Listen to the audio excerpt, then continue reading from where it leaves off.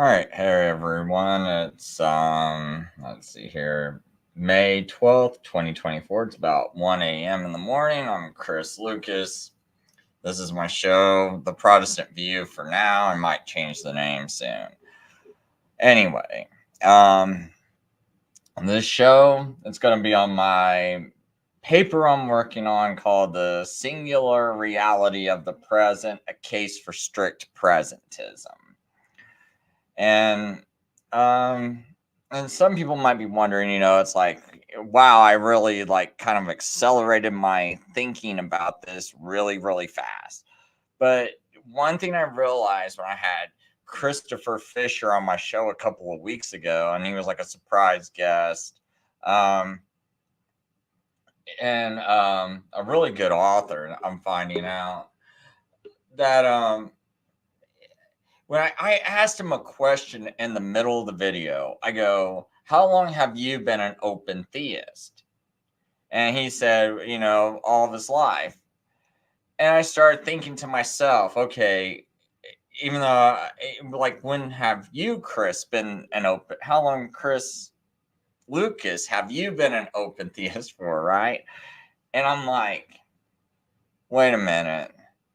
I never thought of, like, my brain started kind of like malfunctioning a little bit, because I'm like, wait a minute, I'm hearing contradictions going on in my mind. What's going on? Because it's like I never saw time. I never saw. Like, I've always had a presentist view, so I'm like, wait a minute, what? I've always been presentist, but yet I'm not. Well, why wasn't I? And I did not realize until about a week after talking to Chris that what I was doing in my mind was I was a presentist when I was talking about physics, science, and philosophy. But suddenly, when I would start to talk about God and religion with everyone, my mind started to shift over into closed theism. And I was like, wow, I wasn't being consistent. And I didn't realize it's from years and years and years of just having nothing but a closed theist view presented to me. I thought that's all there was. And I thought I was that. But when I started thinking about my own view of time, I was like, you know what? I never took my own view of time that I applied to physics and philosophy and applied that over to religion. I was being inconsistent, because for the longest time, I never did believe in such a concept of time. And if you don't believe in time and all you do is believe in presentism, then you can't really be an open theist. I mean, you can't be a closed theist, right?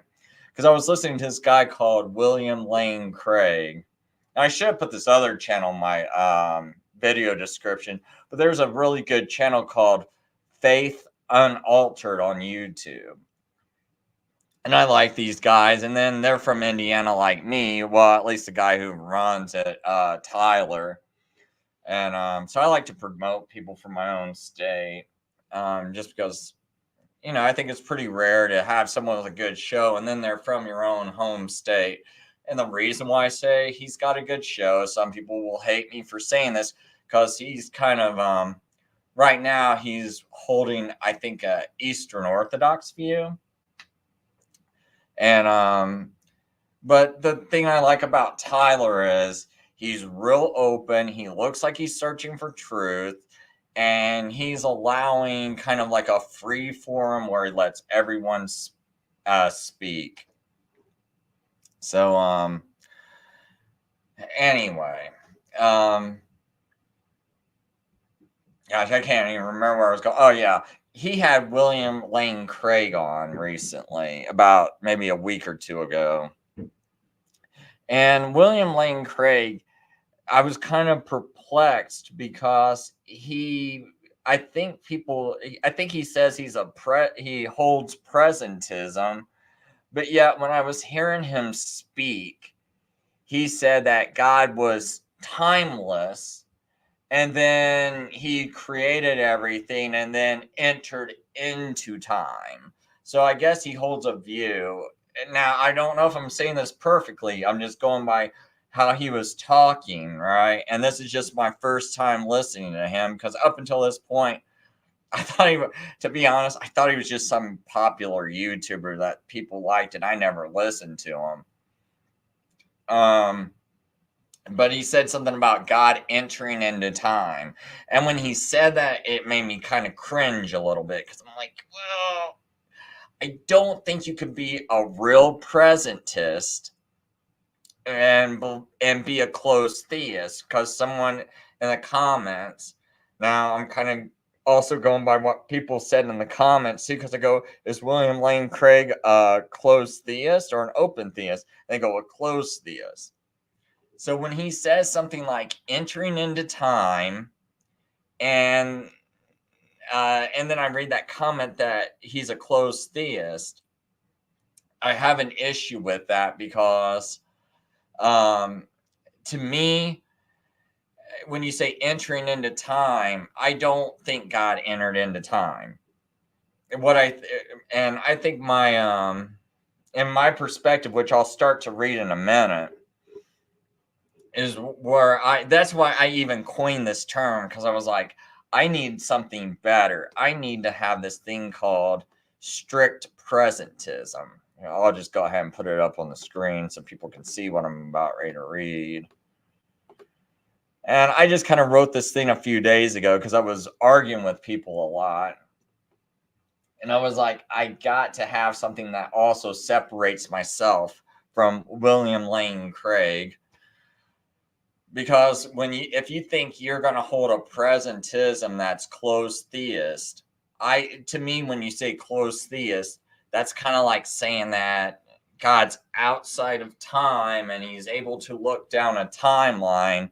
But I have a problem with that, because to me, it's like, let's say I was like, can you help me lift a table?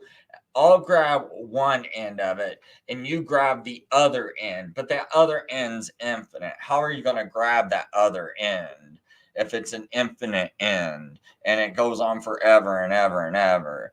And I just don't see how you can grab that. And if you can't grab that, then I don't see how you can be outside of that, because that just seems like it goes on forever. And how are you going to grab that? And that's why I have a problem with just the idea of closed, because for you to, and also it implies that, like, here's time, now you're outside of time, you're seeing time, but it's already happened, and now you become sort of like the Flash, and you're able to run back in time. You're in forward in time, you see time ahead, and then you run back in time to the present, and then you tell us about it, and then you change the future. But if you're looking at it from like a book that you open, like let's say time was like a book, that's why I got this book in my background.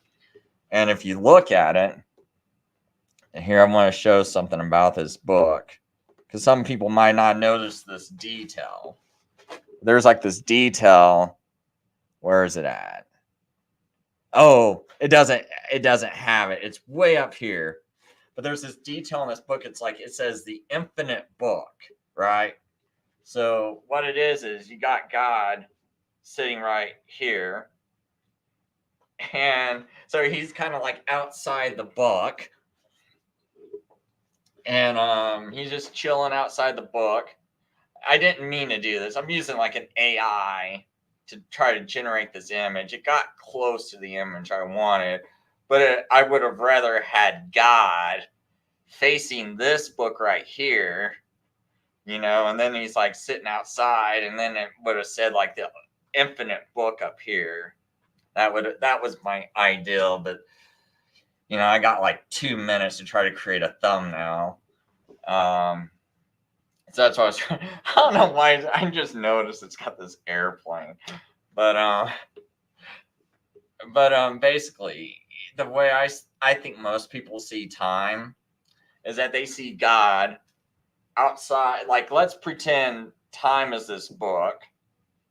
God's sitting outside of it. So this would be your infinite book right here. Here's God sitting outside of it, and he's reading the book, but he's holding all of infinity in here.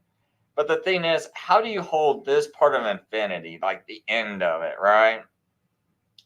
But most people, like a Calvinist, they would see all of this as being all complete, all settled, right? Because they say that God has already wrote this whole book, even this part, the whole end of it, that whole infinite end, it's already decided by God. Even though it goes on forever and ever and ever, it's already written. But it's complete. Like he can actually hold it and fold it, and they'll just be like, "Well, God, he's God, and that's how he can hold an infinite book." And I'm like, "Well, how can it be complete if it's infinite?" And they're like, "Well, he's God. He's holding the book, and it's all written, and all we can do is sit here and go on the ride, and watch the movie. And we're each a character in the movie, and we're just watching we're just playing a character, and we're just going for a ride in this infinite book." And I have a problem with that, because it's like, so they view time like this book, and then they got God outside of it. So they got God creating this book, and then they got God outside that book. And so the issue is, for me, is the way I see things is, it's like there's the present. Does God exist in the future? Has he not existed yet? Well, you would say no, because he's always existed. Okay, so if he's always existed, I bet he's always been present, right? So that's where my strict presentism ideal comes in. God has always been present. And this concept of time that we have, this is how can you say it? It's like, it's more like timing. So, and this is going to set up the article, the essay I'm going to read that I wrote, because it's like when you have this, so you got the present, but let's say I was to eat, all you had was your mind. You're sitting here, there's no planets, there's no lights in the sky, there's nothing to differentiate 1 second from the next. You don't even have a body, right? Because sometimes people go, well, I can still feel time. Well, hold on. Well, if you didn't have a body, you didn't have any kind of circadian rhythms, you didn't have a heartbeat, you didn't feel yourself start to get hungry, because when you start to get hungry, you're like, oh, I must have been up for so many hours because I'm starting to get hungry, right? And so that would give you a sense of time. But let's say you had no body, you had nothing around you, all you had was your mind. How could you possibly fill time at that point, right? The only thing you would know at that point is you're present. Like, I know I'm present, I know I'm existing right now, but I don't know how long I've been existing, because I have nothing to tell me like how much time has passed, right?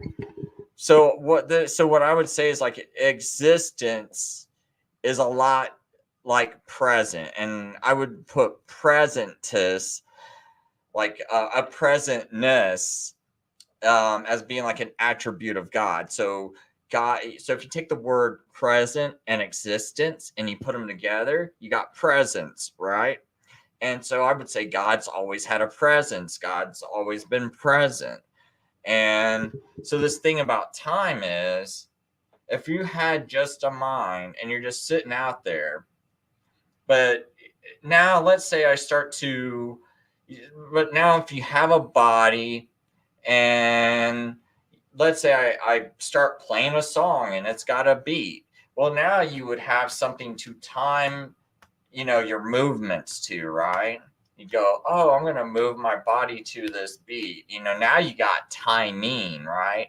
And you're like, oh, now I'm going to take it. I'm going to grab this object over here, like dun, dun, dun, grab, dun, dun, dun, walk, and it's like, you would have a certain timing of getting things done. So instead of a record, now you got lights up in the sky. You got the moon, the sun and the stars to tell you what time it is. So now we got something to give us timing, right? And then we make watches and we set our watches to those lights in the sky and it gives us timing. But what I think most people do is take these lights in the sky that we have a sense of timing to, and then we go, that and present is the same thing, and you combine them together, and then you go, well, now there's this dimension of time, and so the present, and then we can go into the past and the future, and they kind of make the present feel like part of time, whereas I would say present's more like existence. But we got these things that exist in the present, like the sun, like the moon and the stars, or like a record playing. And this stuff exists in the present. So just like if I stopped a record from playing, you wouldn't be like, wow, Chris stopped time. No. You'd still be like, well, I'm still present though. And I presently stopped that record from playing. But everything is still present. Like we still have this moment. I'm still moving around in the present. So I look at these other objects as just giving us a sense of timing, but it's just like, well, there's existence, and then these other things just give us a sense of timing. So I separate the two. I separate what is giving us a sense of timing from the sense of present. So now I'm going to read this paper I wrote, and I know I'm going to be like, gosh, I don't want to even hear this show. I wish there was something better going on YouTube. And that's fine. You guys can go find something else. So anyway, so here's my paper. Maybe it makes sense. I try to run my sentences through an AI a few times to try to make it make more sense, try to make the wording seem better.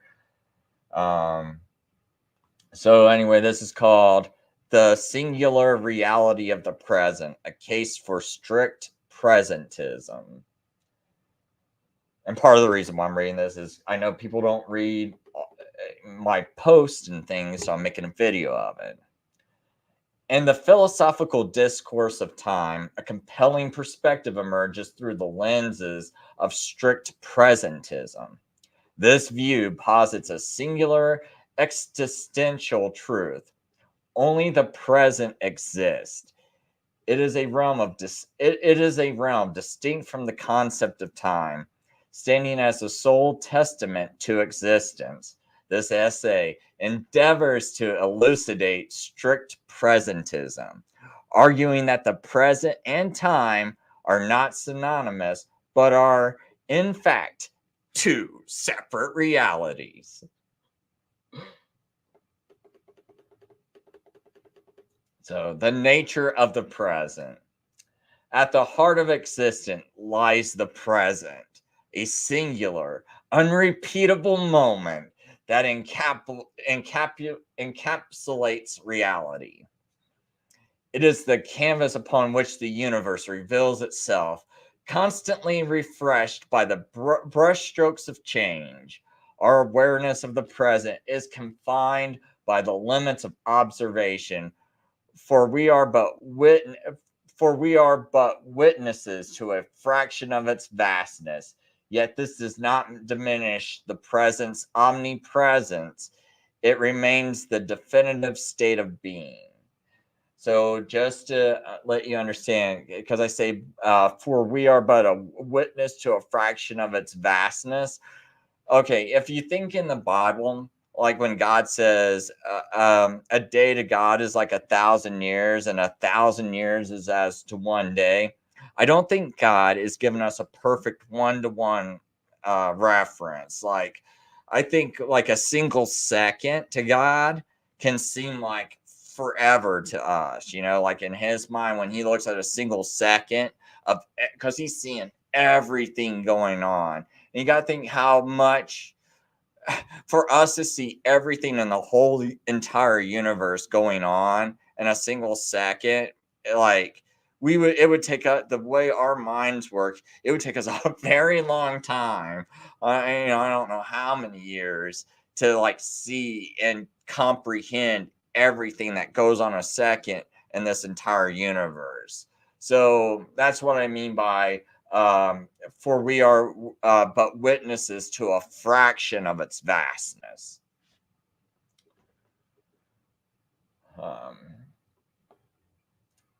So I actually did write a lot of this. It's just that I'm pretty wordy, and sometimes my words are a little repetitive. So I try to use AI to help me not have so much, because some of these parts, when I first wrote them, they were actually like a page long, and it kind of condensed it into a smaller fraction. Um, so it says change as a present phenomenon. Change is the dynamic force that shapes the present. It is not a journey through a temporal landscape, but an immediate transformation within the present itself. To suggest that change occurs at some point in the present is to acknowledge that for any event to transpire, it must do so within the confines of the present moment. So what I mean there is that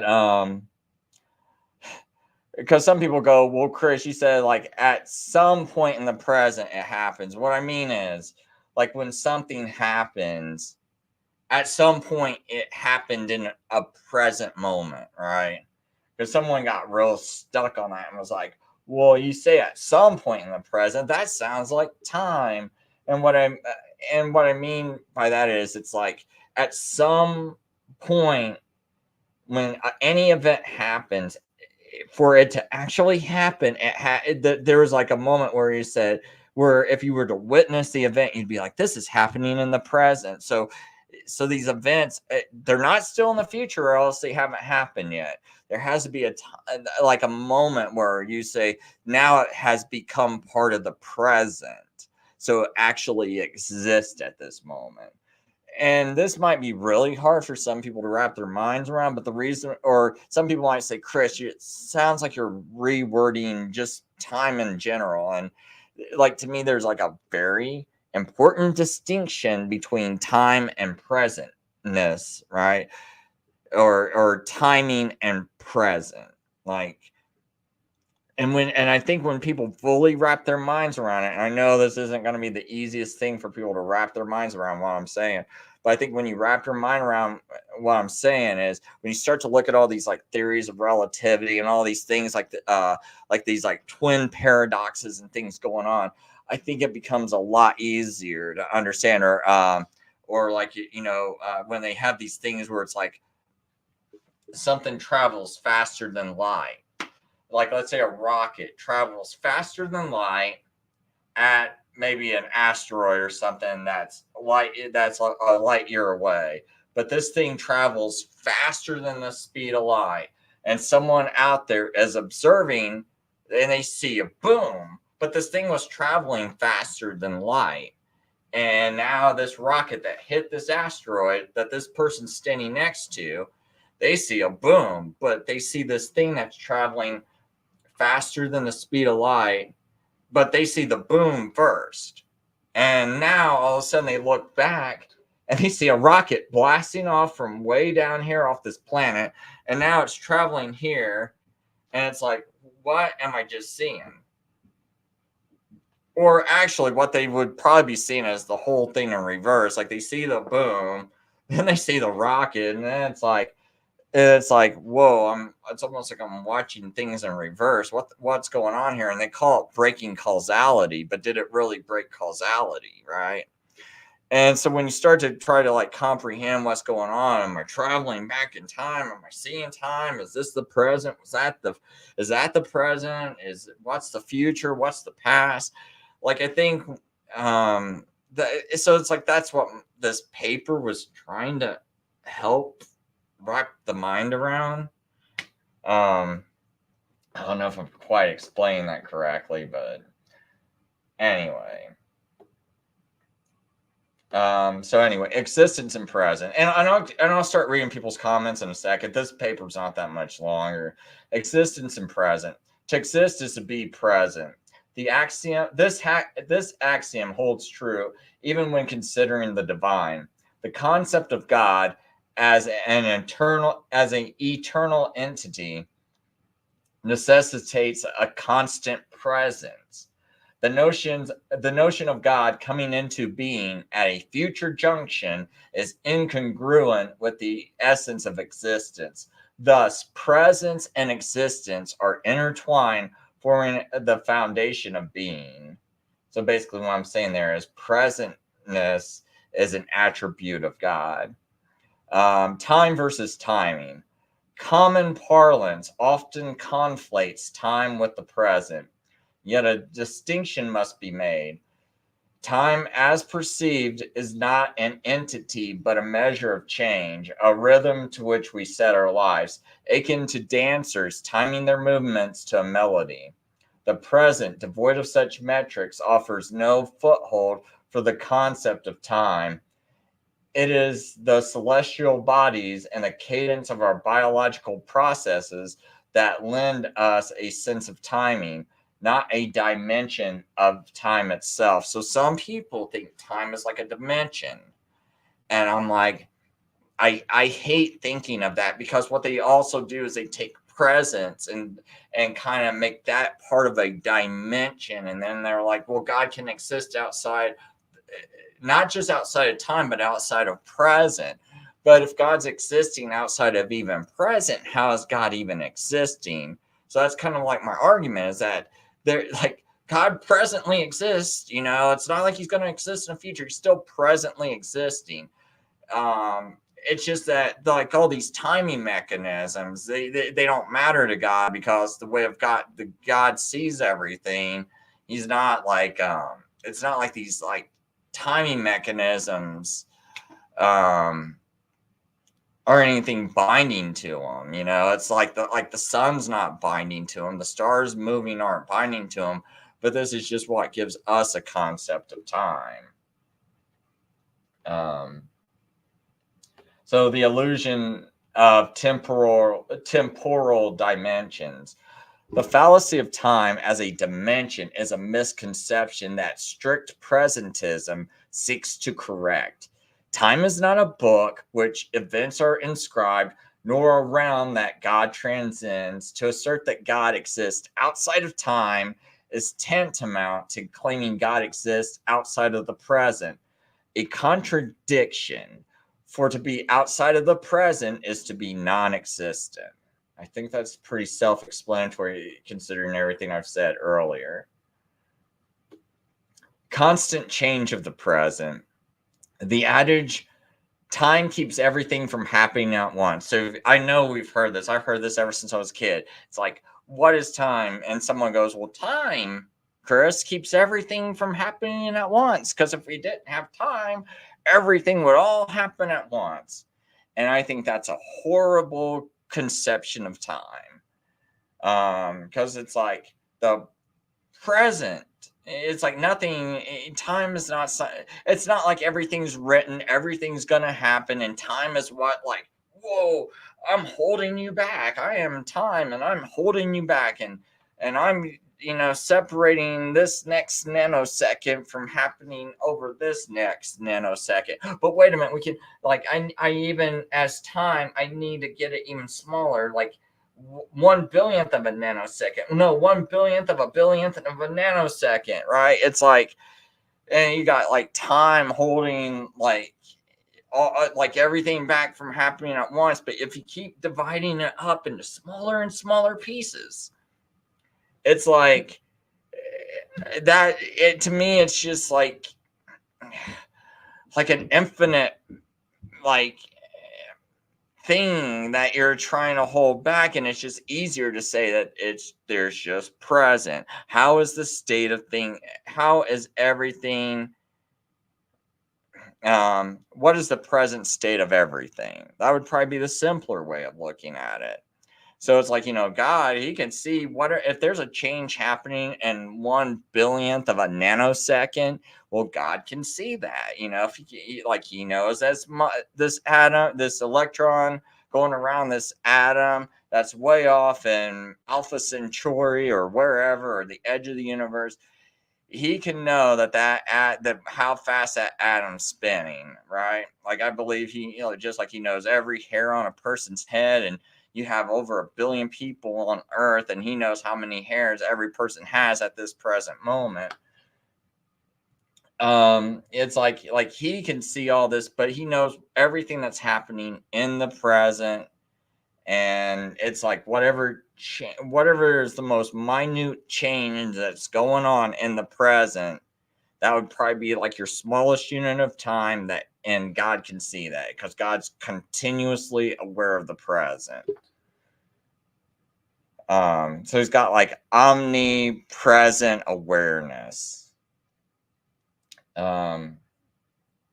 So anyway, so that's kind of why I reject this whole time keeps everything from happening at once, because it's like you can keep dividing time up infinitely, and that's why I just don't believe in timelines, because it's like, well,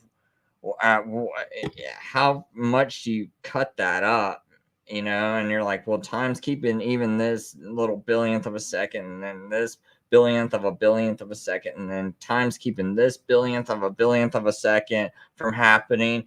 And it's just like, I just think it gets real messy, and it's never ending. And that's why I'm like, there's just the present.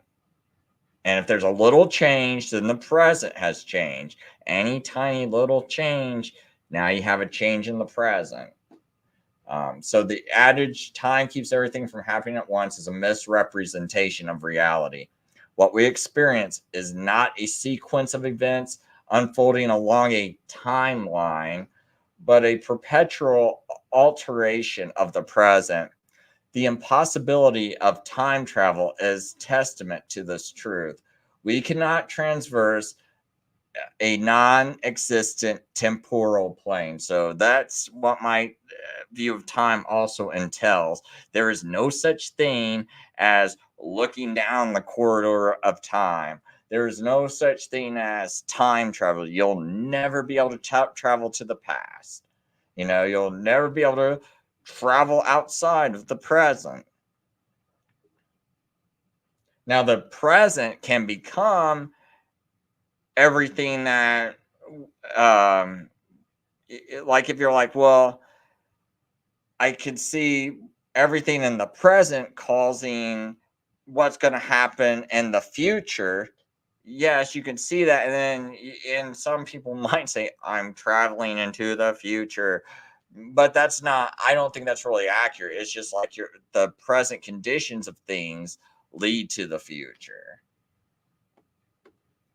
So the illusion of temporal dimensions. The fallacy of time as a dimension. Oh, wait a minute. I already read that. Sorry. I accidentally clicked. The constant change of the present. The adage. Did I read this? Hold on. Wait a minute.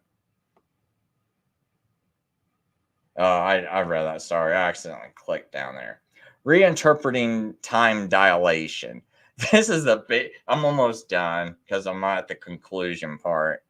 But this is the main reason why I wrote this whole entire paper, was I hate people going time dilation.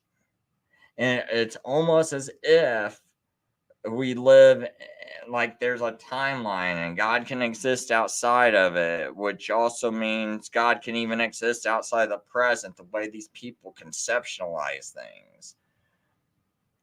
And it's like, this is why I think Calvinism is an absolute joke, because the time doesn't work this way. There's presentness, and therefore, since God does not exist outside the present, then your whole thing about thinking that God's got all of infinity already written out inside of a book and all decided, it's all a determined conclusion, and we're just sitting here going for a ride. That's why I'm like, no, not Calvinist does not make sense. Calvinism does not make sense. So anyway, reinterpreting time dilation. Time dilation, a concept rooted in physics, is better understood as a disturbance in timing rather than an alteration of time. Observations of time dilation occur in the present challenging the notion of time as a separate entity. If time is the present, then witnessing time dilation implies participation in the present, not a detachment from it. So basically, what I'm saying here is when these people say, "Oh, I'm witnessing time dilation," but when are you witnessing that? Aren't you witnessing that in the present? So just think about that concept for a second, because I know some people are still fighting this concept. So, but now you got some person like, I decided that there is time dilation going on with these two black holes, and I'm seeing a sudden shift in distance. And I think that means there's time dilation going on. And it's like, well, not exactly. Because if there's time dilation going on, it's going on in the present. So, what I think you're actually seeing is maybe timing dilation.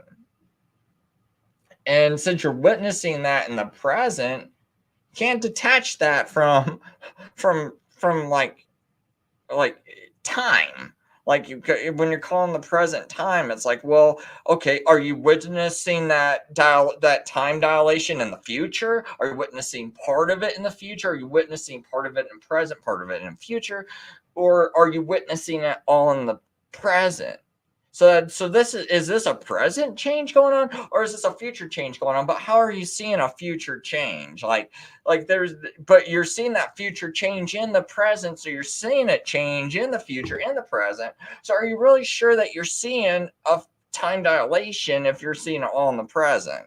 Like, that's what doesn't make sense to me. And so I think what they're basically seeing is something that they're calling time dilation, but I mean, that's why I'm saying it might be better called time dilation.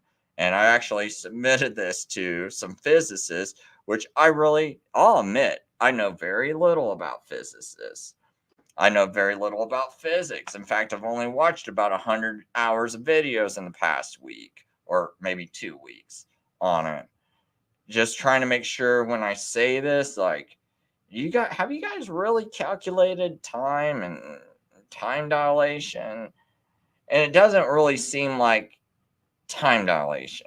And I guess my final point will be, if you think, because they'll say things like gravity causes space time dilation, right? Okay.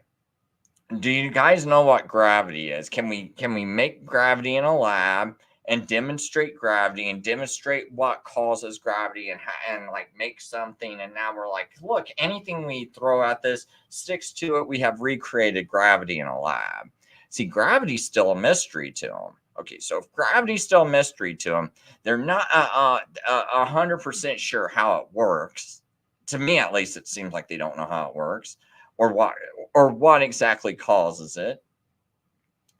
Okay, so if you don't exactly know that, and now let's look at time. Now you're saying that this gravity has an effect on time, right? Are you saying that? Well, if you do, time doesn't have a mass. I don't think you can't set your watch to it, because, like, let's not set our watch to the stars and the lights in the sky. Let's set it to time. Let's go set our watches to time. What's time? That way we know that we can set our watches to it. Since you think that thing's being dilated, let's go set our watches to it. Because I'd rather set my watches to time than set it to these lights. Let's set it to time, because that way it'd be more accurate. But we can't. But yeah, you're going to claim that this thing called gravity is dilating this thing called time, but time doesn't have a mass or anything like that. And then so I know someone would be like, no, we say space time. So it's not okay. So what's this thing, this space? What's it made out of? That gravity can affect it. What's its mass? And then you start talking about dark matter or ether, and they don't even seem to know what that is. So that's why I'm like, maybe we shouldn't just assume that this thing is doing that, but okay, I'll let you on now, because I'm done with all of my speaking. So if anyone wants to come on and be like, wow, that was really stupid or something, that's fine with me. Or maybe you set me straight. So there we go. There's the link. Wow, that was only 40 minutes. I did good, man. I did way better than I thought. So, Galilean, if you want to come on, you're free to come on. And if I got something wrong, you might know this physics stuff better than me. I'm sure looking to learn. But I that's my basic thing. Maybe I should read my conclusion. I don't have much of conclusion. It's basically strict presentism presents a paradigm in which the present is the sole form of existence. Time as traditionally conceived as a construct, a means to quantify change within the ever-flowing present. So that's the biggest key right there. Time as traditionally conceived as a construct, a means to quantify change within the ever-flowing present. So that's all time is. It's like, because if I say, how much time do I got before this bomb explodes? And you look at the fuse and you see the fuse burning at a certain rate. And you're like, I got that much time before everything blows up and my life ends. So I better defuse this bomb, right? If same thing going on with the sky and the stars, oh, the sun's about ready to set. I got this much time because I'm looking at the rate of movement and I feel this rate of movement. I can see it. I can witness it in the present. So I'm witnessing all this in the present. And it's just changing in the present. That sun moving across the sky in the present. But if you take that out of the present, you take away all atoms away from me, I have no frame of reference for time, but I'm still in the present, right? Because you would still say you exist. It's just that you're now, what do you base time on? Just like with that bomb, oh, I suddenly only have about 4 minutes to live because that bomb's about ready to explode in 4 minutes. So now, because I'm watching the rate of that wick, right?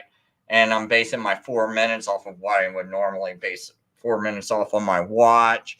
And I'm watching the rate of it, and I'm watching it according to my watch. But let's say I didn't have a watch.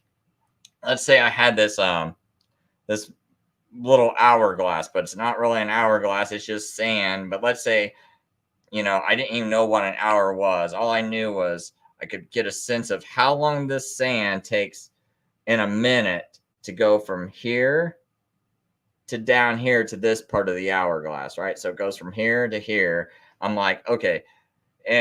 But let's say that's what we would call a minute. But let's say I'm living in a world where I don't know what a minute is. All I have is this hourglass, and I turn it. I watch that wick move.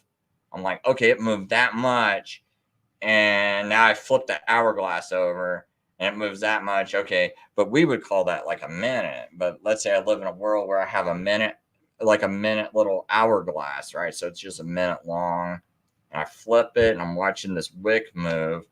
But I mean, that would be time to me, just like put, and so that's what I'm basically saying. It's like you have to have something going on in your present in order to give you a sense of timing. You take all that when it's all gone, well, here you say, what's up with a little hourglass? Well, I said 4 minutes for a bomb to go off. I guess I could be like, hey, I got this big old hourglass that's like this big. It's a huge one. It can't even fit my screen. And the bomb's going to go off in 4 hours. And now I'm turning my big old hourglass over, It says, so does the hourglass have to stand still to spread the sands of time? I'm just saying that's what you base time off of. Like if you didn't have planets moving around the sky, well, not planets, but like the sun and the moon moving around and stars. And let's say all you had was like an hourglass. But let's say, someone from Earth sees someone holding that hourglass and they're like, oh, that's the same time as what we would call an hour when he turns it upside down, and now he's turning it this way. It's like, but that's my only reference to time, but maybe we call it something else. I just call it, a sand hour or something. I'm like, well, here's a sand hour, and I turn it back here, and someone, like, let's pretend like it had the exact same hour length as, an hour on Earth, and I'm someone on another planet, I'm just flipping over sand, that would be my reference point. But I'm doing all this action in the present, and I have this thing that's presently dripping sand, and now I'm just witnessing changes in the present, right? But if this thing didn't exist, I would have no idea what time was, but I would still know I'm in the present. Like, I'm still in the present, regardless if I had any of this stuff around. It's just like I have no you can, what I'm basically arguing is, you can take all these things away, you're still in the present, and but you just don't have a sense of timing. And what I'm arguing is that people are conflating the present with timing, and that's what I have an issue with. And I think it affects people when they're trying to figure out physics and things and wrap their minds around things, because they'll start doing these physics problems where they're like, well, this twin is like not aging, and this twin must be time traveling, and I would just what do you call it, like, can't think of the right word. I'd reconcile that, though, to like a disturbance in timing rather, and I think there's something else going on. I don't think they got that exactly. I don't know. Like, I'm kind of skeptical of that whole twin paradox thing and the way they do it. I like the rocket one that they do, where they got this rocket that goes faster than the speed of light. And let's see here. It's this guy called Floathead. I just found his video the other day. I thought it was pretty good, just to give people like a reference point from what I'm talking about.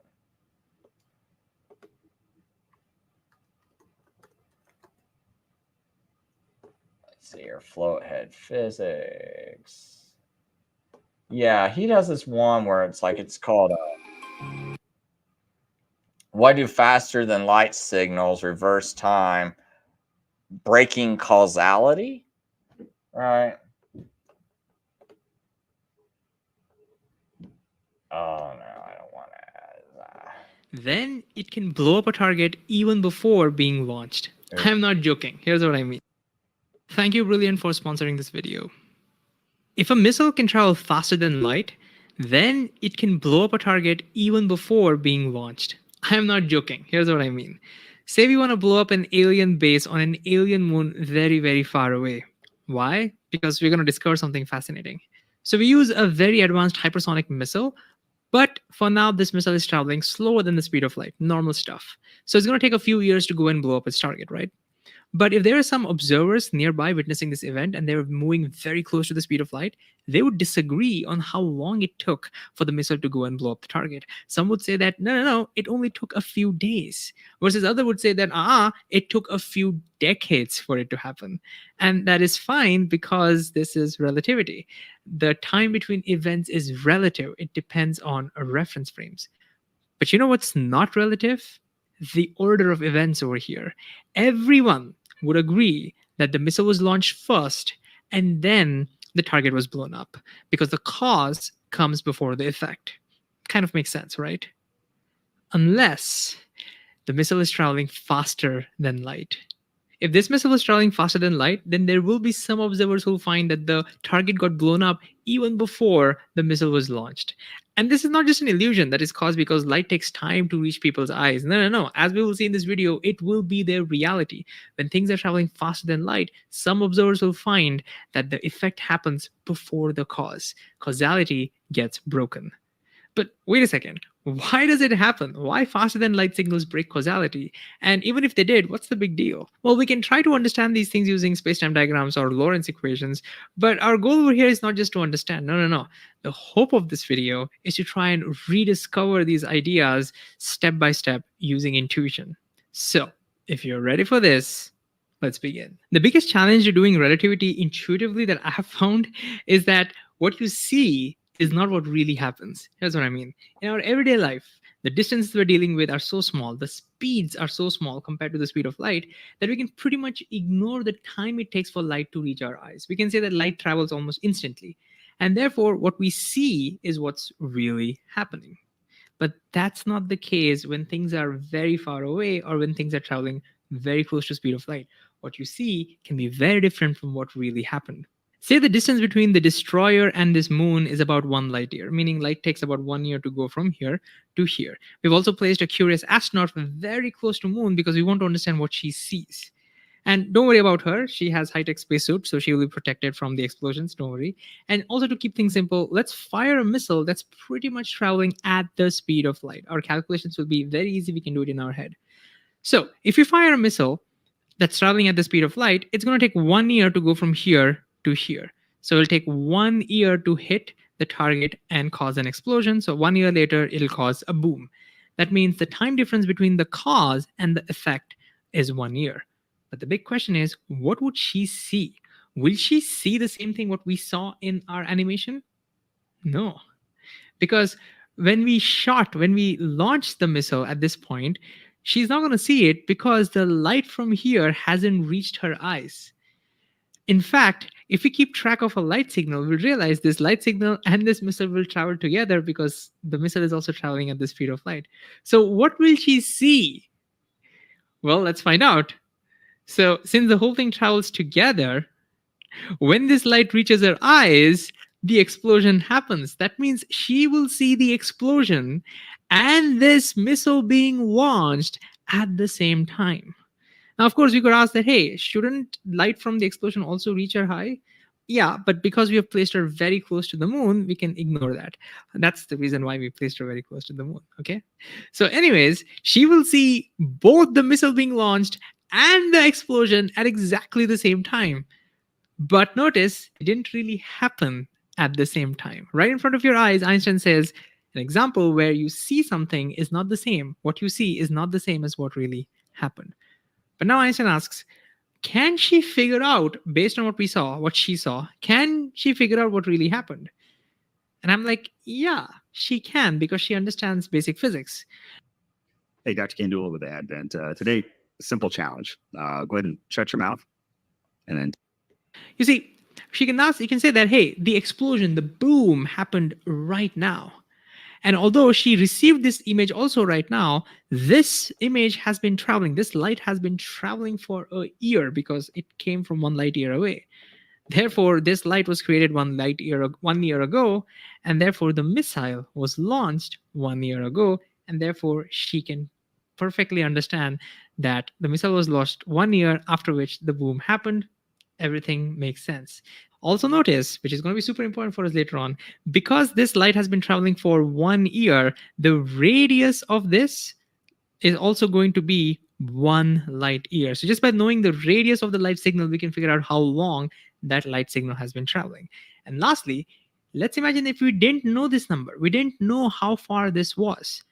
Then to figure out how long it has been, what we can do is we can imagine running the whole animation backwards and then figure out how long it takes to collapse, how long this takes for the signal to collapse. That will tell how long ago this light signal was created. Now, when he says how long it takes the signal to collapse, that means how long it takes to get right to the absolute start of the whole event. And that's another way in which we can figure out how long ago the missile was launched. We're all prepping. This is just a prep for what's going to come. Makes sense, right? All right. Let's launch this missile one more time. But this time, we're going to have another observer. What if there is a very fast-moving spaceship at the same location? Okay, so when the explosion happens, there just happens to be another fast-moving spaceship moving to the right, pretty much at the same location. It's at the, you can imagine it's the same location at where the astronaut is. I've just shown it over here so that we can see it, but it's at the same location at where the astronaut is. Okay, Einstein asks, what will the people inside the spaceship see right now? What do you think? Well, because they're at the same location as the astronaut, they would get the same light as the astronaut is getting. Therefore, they would also see the boom and the missile being launched at the same time. Look, you can see that over here, just like what the astronaut got. But now here's the key question that Einstein asks us, okay? Both will agree that the boom happened right now because this is happening right now. But from the astronaut's perspective, she says that, hey, this missile was fired 1 year ago. Now, the big question Einstein asks is, what about the people over here? What would they conclude? When was the missile fired from their perspective? And my first reaction is, well, it has to be the same, right? Like all the calculations will be the same, right? But Einstein says no. From their perspective, they will find that the missile was fired just a few months ago. And I'm like, wait a second, what? Why, Einstein? Why would these people conclude that the missile was fired just a few months ago? How does that make any sense? And Einstein says, Mahesh, I wish I could give you a simulation to show you what's really happening, what I'm thinking in my head. Unfortunately, I can't do that. But yes, where we can do it on brilliant.org, the sponsor of this video.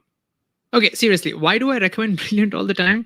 Because unlike watching videos, Brilliant has interactive lessons in math, science, data, programming, and even AI. I've been recommending them to my students for years because it's really hands-on and that makes learning really effective. Also, guess what? Their lessons are bite-sized, which you can cover in about 15 to 20 minutes.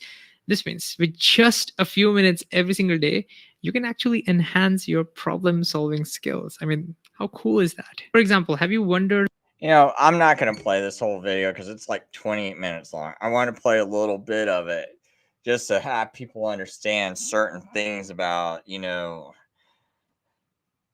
when people talk about like time and things traveling faster than the speed of light and what they think they're witnessing and and what someone else witnesses, and then they'll be like, well, this person now, we're like, some people will start to think that they're existing in like two different presents, because they'll look at like time like, oh, I'm existing in this time, and oh, I'm existing in this time.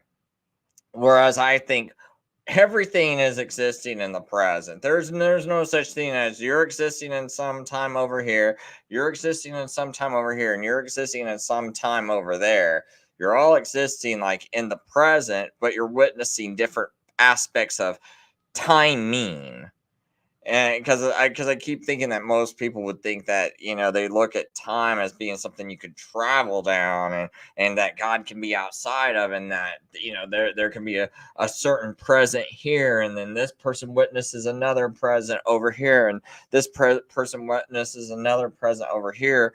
Whereas I think everything is happening in the present. Like those people, like when we're sitting here watching all that animation, it's like if God was to watch it, he'd be like, this is what God is seeing in the present. Now, this person, one person might be thinking they're witnessing one thing.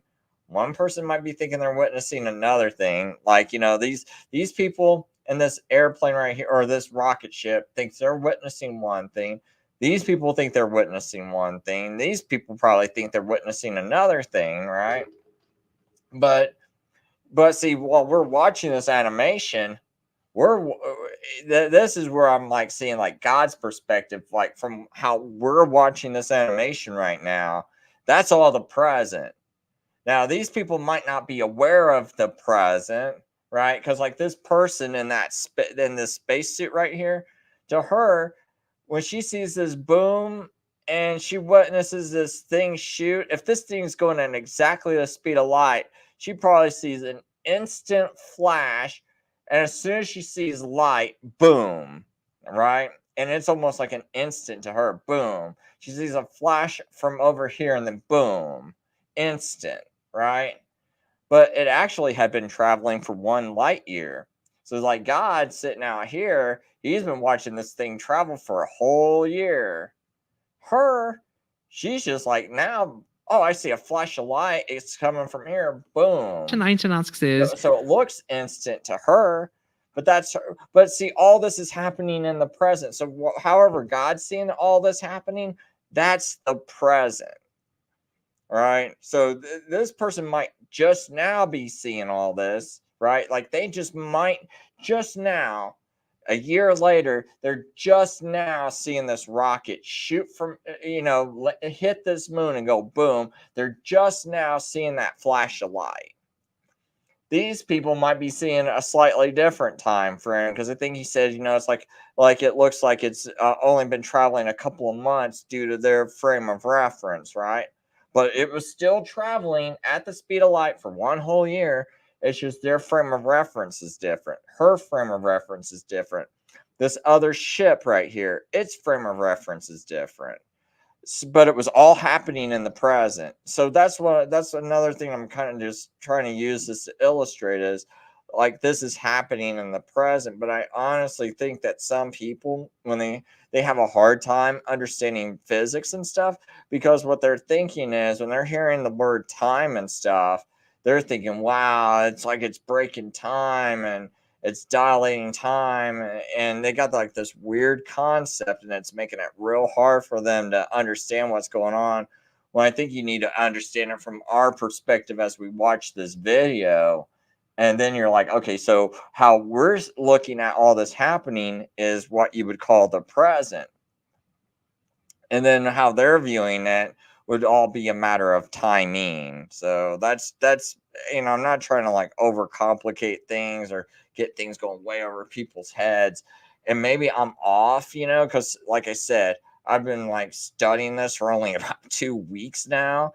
I've been thinking about this concept of time for about, probably 30 years or so or more, and I've held this like, philosophical and ideal of it, and and I thought about physics, but it's very minimal, right? Like I never thought about these like equations too much, but now that I kind of like have like grasped this ideal of presentism more, like wait a minute, this is how God sees it. And I'm starting to see things like that. Now it's easier for me to understand these equations, but maybe I'm still off. Like I said, it's like maybe I'm just thinking I'm understanding it now. But to me, this is real easy to follow. Whereas I think, before I could see that, God existing in the present and then looking at this as from like God's perspective, before I started looking at things this way, this would have been very complicated for me to follow, to be honest. So that's mainly the main reason why I'm putting this out there. And then it's also, I disagree with Calvinism. I have a lot of issues. Oh, oops. You know what? I just noticed something. Dang it. When I put that invite link out. Oh, I'm sorry. For some reason it put a YouTube link out. Man, okay. Sorry, because I meant to put the StreamYard link out if someone wanted to join and like school me or something. Sorry about that. So there's my StreamYard link. Now I actually put it out in there so you can see it. So I'm really sorry about that. But if someone wants to come on for a minute, for about I'll go, maybe about 20 more minutes. If anyone wants to, they're free to come on, explain this to me. I'm really sorry for about the past 20 minutes because I thought I had that link out there. But apparently when I was making a thumbnail, it still had that old thing I copied when I was posting in my video. Or wait a minute, I did post that. Hold on. No, I did post a streamer link. This is what I posted, the float head physics. Okay, I'm good. I thought I accidentally posted one of my video, one of the links I had in my video description. But anyway, so this is how I see things. I see that no one probably wanted to join, so that's cool with me. I wanted to keep this video short anyway. And like I said, this is just basically that I think presentism, uh, it, it being true, which to me, I've thought about this very intensely for at least 2 weeks now, watching, maybe 100 hours of physics videos, watching 100 hours of other people's time theories, wondering if I have any kind of holes in my theory, arguing with some people, and comments and stuff, trying to make sure everything, like, I don't have something that I'm missing here by separating presentness from timing. Am I making some big errors? Time actually a dimension? But I see nothing in physics where it's like, oh no, you didn't make time like a fourth dimension or a fifth dimension or whatever. You didn't make time a dimension. Therefore, you're ruining physics, or and we got all these satellites and everything, and we're doing all this stuff, and we got these atomic clocks, and it doesn't make sense. It's like, I haven't found nothing yet that looks like it defeats my view of presentness. So I'm thinking this is the healthier view of looking at what most people would consider time. And I think it's superior to, and it's only because of this little nuance. I think it's a little bit better than someone like a William Lane Craig, who would say that God is timeless. Then he enters into time. Like, I just really hate that. I think it's better to say God was always present.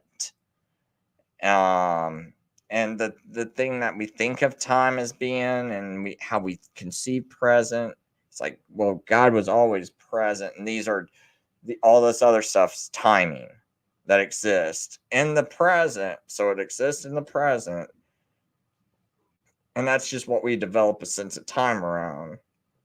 But time's not some dimension you're going to travel down. So that's basically it. And so I'm going to leave it at that. Time is like a green screen. I don't I don't know, man. Like, that's kind of like an odd analogy. You know what? One thing I'll do is I'm going to make sure I didn't because there are some. I did get in a conversation with someone. Let me make sure I didn't leave something out.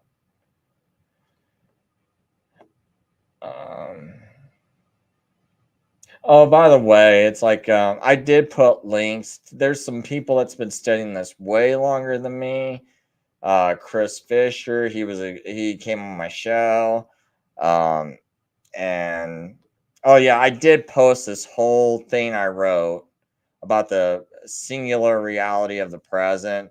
That is in my YouTube community post if people want to read the whole entire thing.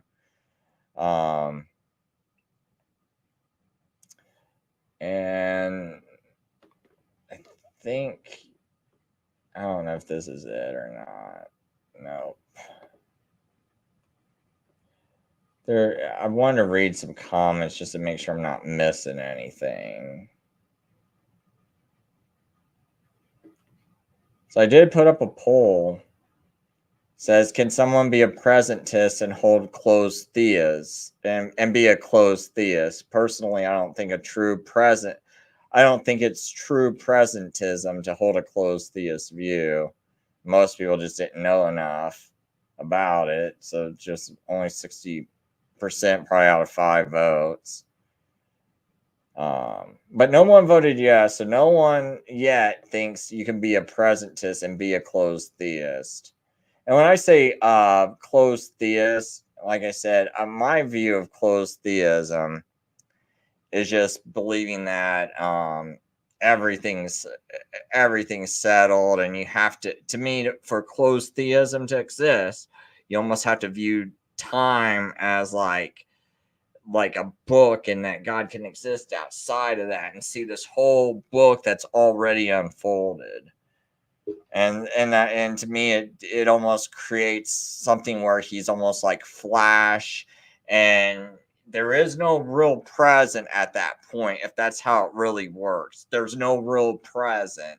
You just got God, like close to God. It's like if the whole book's finished, you wouldn't say, "Oh, I'm currently working on this chapter of the book." No, the book's finished, so there is no present. It's all finished. Even infinity, it's all finished. Infinity's finished, and I think you'd have to have that kind of view of time to be a closed presentist, or to be a closed theist and to hold on to presentism.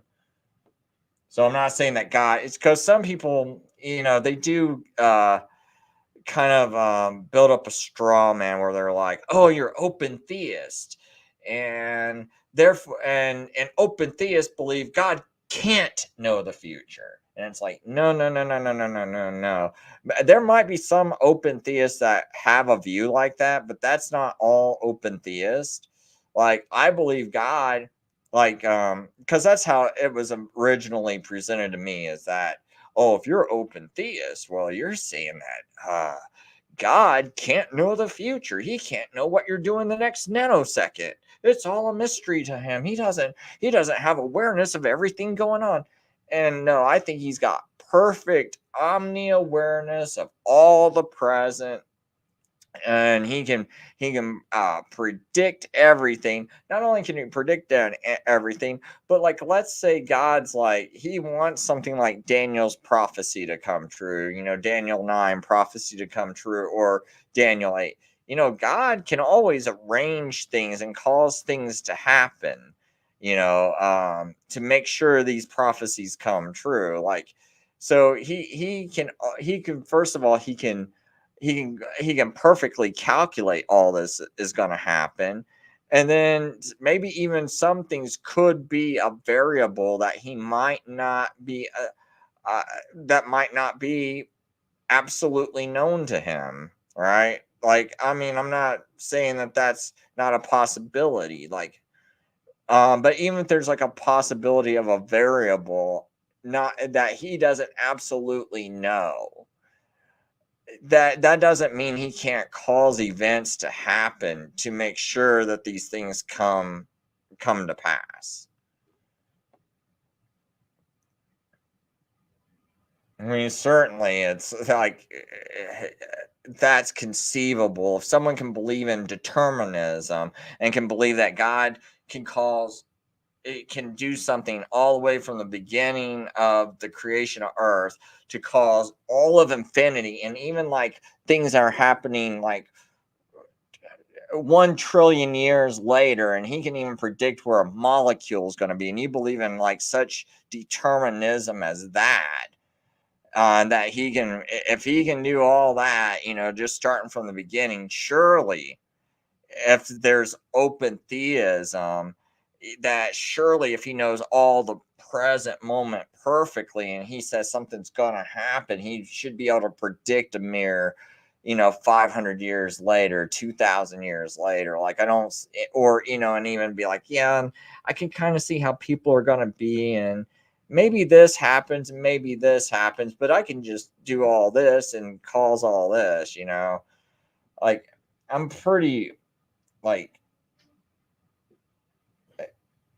I don't know. I think that's like a possibility. I'm trying to find that comment though.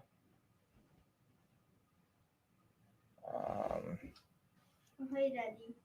Oh, the green screen is back. Yeah, okay, my son's coming down here. Oh, the basement now looks so nice. Well, thank you. Just, it looks nice because guess what? No one can see the rest of the basement. So it looks really good. Yeah, my son's down here. You did a great job on this. Yeah, you know what? You did a great job on that. Yeah. Okay, I think I'm just gonna go. Paints in this? No, well, I didn't paint that, Liam. Liam, do you want to come here and say hi to everyone on my show? It doesn't look Look, Nice. Liam, you want to be on my show real Uh-huh. quick? Because I'm going to go, man, since you're down here. Man. Yeah, there's Oh, my green son. screen. Wait, Yeah, you look. can you do different green screens? Well, Liam, I'm doing a show, though. So, see, I'm doing a Wait, show. let's do a door screen screen. That is a book. Yeah, and let's go do a Roblox doors green screen. Okay, so we're gonna like stop this, man, because Hi. yeah, there you go. You can say hi. Hi. I'm on live right now. Yeah, be very careful, man. This Like is a slay. Slay. He's actually doing better on TikTok than my channel is. I'm doing better on TikTok. You're just a dummy. Oh, yeah. Whoa, dude, chill, because people are going to be listening to this in their car. They don't need to suddenly be like, whoa, on the playback, man. So we got to be careful, Liam, okay? I just wanted you to say hi. Okay, hi. Yeah, that's it, man. So, yeah. Hey, See, I got a friend that says hi. Love us. Today, welcome to my YouTube channel. Whoa, here. I make better videos now. He does make some pretty good TikTok. You I got make good 800 TikTok. subscribers. I'm about to get on YouTube. Well, we do have a YouTube channel. I just don't promote it. I'm just mini curse. Now, you know what's weird? When I had children, I had no idea that they'd be so much different than you know, or because you're like thinking like before I had children, I always thought like they kind of would sort of be like their parents. But they're so different. It's like, it's amazing. It's mind blowing. But I'm good. But I'm glad because my kids are a lot better than me. I don't know. I think they're a lot nicer. I'm trying. Well, maybe part of that's like trying to raise up a child in the way they'll go, and they'll go that way. But Liam, okay, that's enough, man. Okay. Yeah, he does really cute videos. Like I do skibbity videos. Skibbity videos. I do skibbity videos. Okay. Well, And you a Sigma. I'm the Whistler. I'm the Sigma? Is that what you said? Okay. Well, Liam, you want to say goodbye to everyone because I'm going to end my show. Bye. Gosh, that's loud. I'm sorry if someone's Bye. like trying to drive and all of a sudden it's Great.